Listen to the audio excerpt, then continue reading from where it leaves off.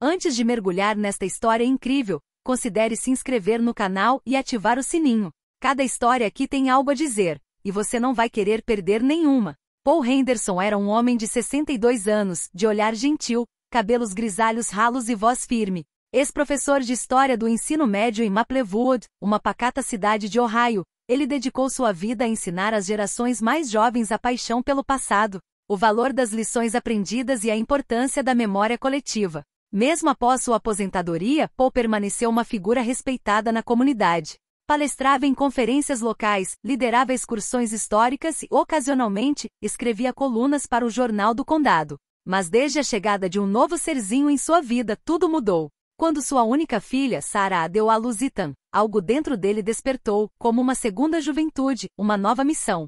Era um amor profundo, quase sagrado, que se formara à primeira vista. Paul via em Ethan muito mais do que um neto. Ele via um herdeiro de tudo que ele havia amado, compreendido e transmitido. Todas as tardes, depois do almoço, Paul vestia seu velho cardigã azul marinho, pegava um livro de histórias ou, às vezes, apenas uma almofada, e saía para o jardim, onde um velho balanço rangia suavemente ao vento. Lá no velho banco de madeira desgastado pelos anos, ele se sentava com Ethan nos braços. As estações passavam, mas esse ritual permanecia. Às vezes ele lhe contava lendas americanas, histórias de pioneiros ou as aventuras de Harriet Tubman e Martin Luther King. Em outros dias ele preferia cantarolar velhas canções de sua infância. Você é meu raio de sol era a favorita de Ethan. E ele batia palmas alegremente em cada refrão. Naquela terça-feira, o ar estava fresco, perfumado com folhas mortas e lembranças.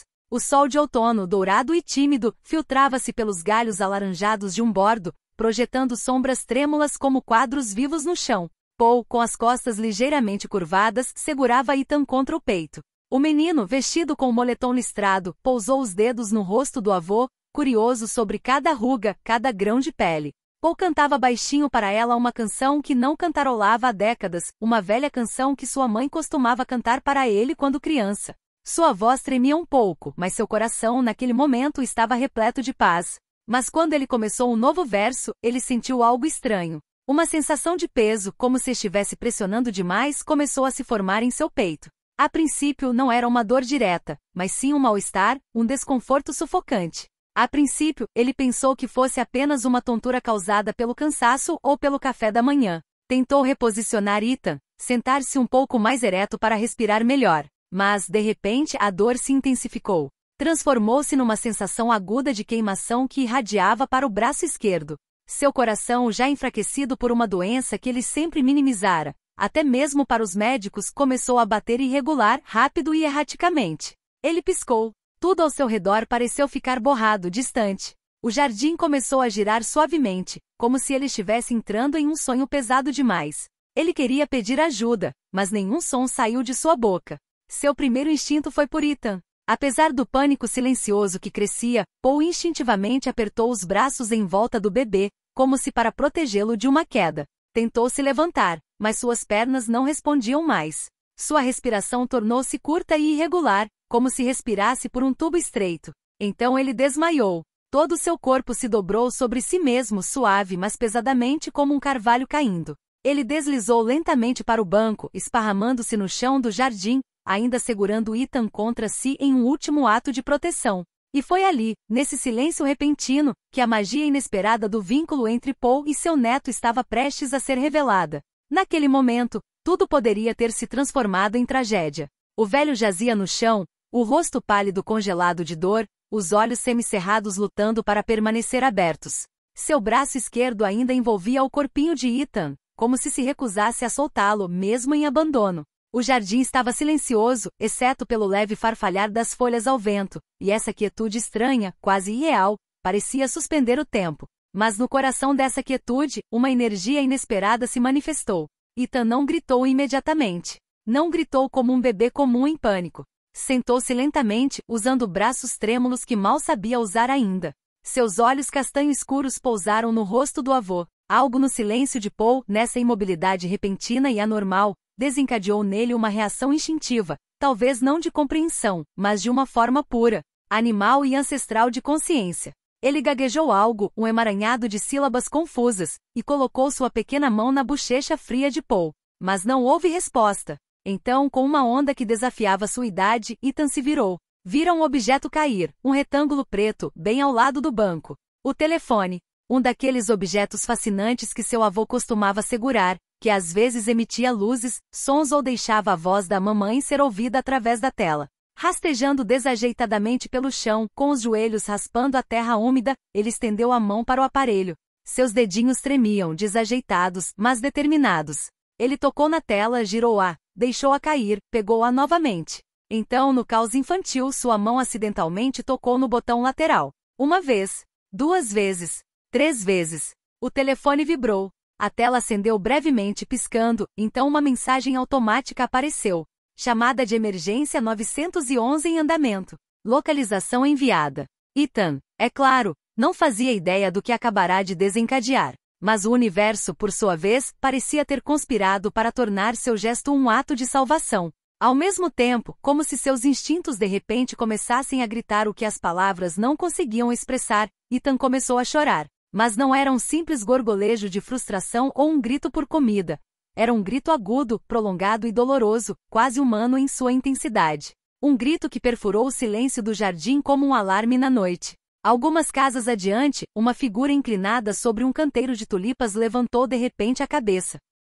A senhora Eleanor Thompson, uma mulher de 60 e poucos anos com temperamento maternal e audição aguçada, conhecia bem as vozes da vizinhança. E aquele grito, ela nunca tinha ouvido. Era pura angústia. Sentou-se, examinou o horizonte e viu no quintal dos Hendersons uma cena que a arrepiou. O velho Paul, deitado inerte, e o pequeno Ethan, encolhido contra ele, telefone na mão. Sem hesitar, ela largou as luvas de jardinagem e atravessou a cerca branca a passos largos. Ao chegar ao banco, ajoelhou-se imediatamente, verificou o pulso de Paul fraco mas presente, e pegou o telefone que Ethan ainda segurava, desajeitado. A voz de um operador do 911 crepitou. Alô, aqui é o serviço de emergência. Recebemos uma chamada automática. Localização GPS detectada. Tem alguém por perto? Sim, gritou a senhora Thompson, ofegante. Ele desmaiou. Mal consegue respirar. É Paul Henderson. Ele está deitado no jardim. Precisamos chamar uma ambulância imediatamente. Enquanto ela falava, Ethan, ainda aconchegado ao avô, parou de chorar. Como se soubesse que tinha feito o que precisava. Seus olhos permaneceram fixos no rosto de Paul, e ele sussurrou fracamente, pai, pai. Esse murmúrio, frágil mas tenaz, era como um sopro de vida no silêncio. O socorro chegou em minutos, muito mais rápido do que qualquer um imaginaria ser possível naquela pacata cidade de Ohio. A ambulância, com suas luzes piscantes acesas, acelerou pela rua ladeada por bordos avermelhados pelo outono, enquanto os vizinhos, alertados pelos gritos da senhora Thompson e pela comoção incomum, emergiam timidamente de suas casas preocupados e silenciosos. A equipe médica, liderada por um paramédico experiente chamado Jake Miller, chegou com precisão profissional, mas também com uma humanidade palpável. 2 paramédicos imediatamente seguraram Paul, levantando-o com cuidado para não agravar seu estado, enquanto Jake verificava seu pulso e sinais vitais. No chão úmido do jardim, Ethan permanecia imóvel, segurando a mão do avô com uma delicadeza quase sobrenatural. Aquele pequeno punho parecia querer ancorar Paul à vida, transmitir uma força invisível, uma promessa silenciosa de não abandoná-lo. Os paramédicos trocaram um olhar surpreso, comovidos com o gesto de um bebê em direção a um homem em perigo. Na ambulância, enquanto as sirenes soavam novamente, a equipe começou a trabalhar sem hesitar. Jake iniciou uma RCP eficaz, aplicando pressão firme, mas controlada no peito de Paul, enquanto uma enfermeira administrava medicação para reiniciar seus batimentos cardíacos. O zumbido dos aparelhos portáteis se misturava à respiração rápida dos socorristas. Estamos aguentando firme, Paul. Aguente firme, Jake murmurou, seus olhos fixos nos do homem mais velho, em busca de qualquer sinal de consciência. Enquanto isso, Ethan permanecia aconchegado nos braços de um dos paramédicos, com seu olhar inocente, porém curioso, acompanhando cada movimento. Às vezes tentava se aproximar do avô, como se entendesse, à sua maneira, que a luta pela vida estava em andamento. No Hospital Regional de Maplewood, Paul foi imediatamente atendido por uma equipe de cardiologistas. Máquinas piscavam, monitores apitavam e uma sensação de urgência enchia os corredores brancos e estéreis. Após uma bateria de exames, o diagnóstico foi feito: um infarto fulminante agravado por uma doença arterial coronariana há muito oculta e não diagnosticada. Cada minuto contava. Graças à rápida intervenção, porém, Paul teve uma chance real.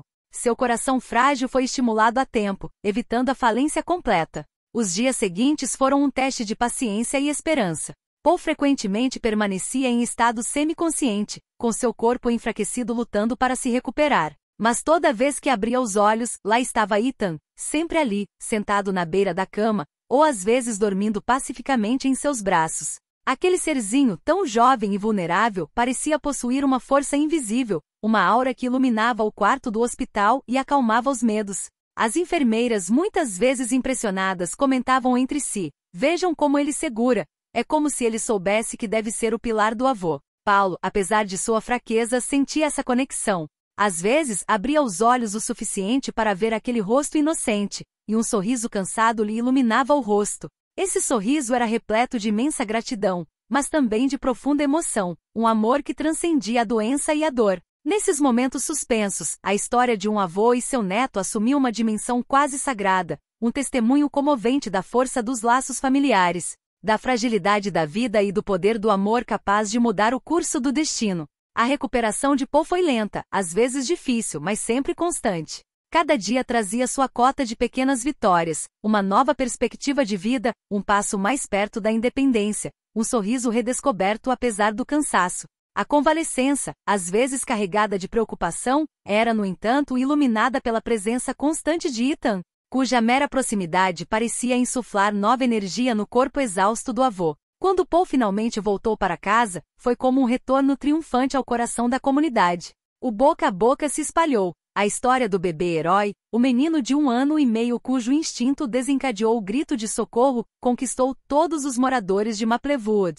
Vizinhos antigos e novos afluíram espontaneamente, trazendo refeições caseiras, flores frescas e, acima de tudo, um apoio caloroso. Uma presença reconfortante que envolvia a casa em uma atmosfera suave e protetora. A mídia local rapidamente noticiou a história. Repórteres vieram entrevistar Paul, Ethan e até a senhora Thompson, a vizinha atenciosa que ouvirá os gritos e dera o alarme. O termo bebê-herói tornou-se um nome familiar que se espalhou por toda a região, gravando a história na memória coletiva como um milagre da vida cotidiana. Artigos e reportagens proliferaram, muitas vezes carregados de admiração, emoção e uma fé renovada no poder do amor familiar. Apesar dessa atenção repentina, Paul permaneceu humilde, sempre pronto a apontar que não fora apenas Ethan quem salvara sua vida, mas o vínculo profundo e inquebrável entre eles. Um vínculo que ia muito além das palavras, um amor ancestral e poderoso, um fio invisível que guiara aquele pequeno ser a colocar os dedos naquele telefone, a despertar os serviços de emergência, a dar a Paul uma segunda chance. Poucos meses depois, convidado a dar uma palestra em sua antiga escola, Paul retornou ao cargo de professor, mas desta vez com uma história comovente para compartilhar. Diante de uma atenta reunião de alunos e colegas, ele relatou a provação que havia enfrentado. Falou dos momentos sombrios, do perigo que espreitava a cada batida de seu frágil coração. Então, com uma voz gentil, mas firme, explicou como, às vezes, em momentos em que pensamos que tudo está perdido, são os gestos mais simples, os menores atos de inocência, que podem mudar o curso de uma vida. Ele concluiu seu discurso com estas palavras, que ressoaram por muito tempo na sala. Ethan me lembrou que o amor é a força mais poderosa, e que às vezes são os mais inocentes que realizam os maiores milagres. Hoje a vida voltou ao normal. Paul e Ethan continuam compartilhando suas tardes no jardim, sob o mesmo banco de sempre, em meio às folhas de outono ou aos raios suaves da primavera. Mas agora há uma gratidão mais profunda em cada olhar, um respeito silencioso por este presente inestimável, uma segunda chance. Um milagre inesperado nascido na ponta dos dedos de um bebê. O menino cresce cercado por um amor imenso, carregado pela força desse vínculo único. E todos os dias, Paul saboreia essa presença, esse sopro, esse milagre vivo que o lembra constantemente de que a vida é preciosa, frágil, mas acima de tudo, cheia de esperança.